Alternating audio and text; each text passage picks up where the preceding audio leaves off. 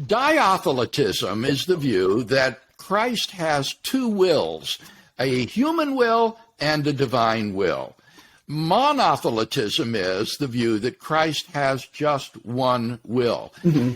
And the reason that I think monothelitism is the more plausible view is that I think that wills are associated with persons, not with natures.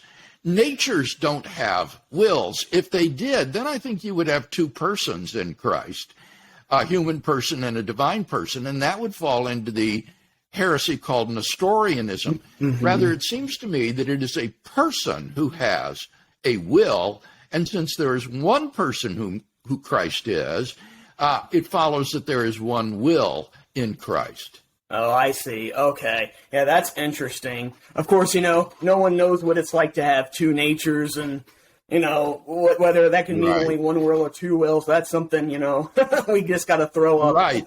Though, did you see that movie a few years ago? I can't remember the one. It's where it features a crippled astronaut named, I think, Jake, who remains in the spaceship while he becomes incarnate on the planet as a kind of Nephi, extraterrestrial being with a blue body and alien features.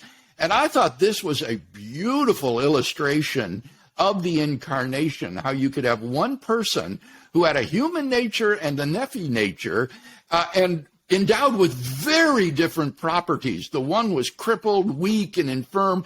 The other was powerful and becomes the savior of the Nephi race on that planet, interestingly enough. So I think that he was a Christ figure in that movie and does provide a kind of nice illustration of how one person could have two natures.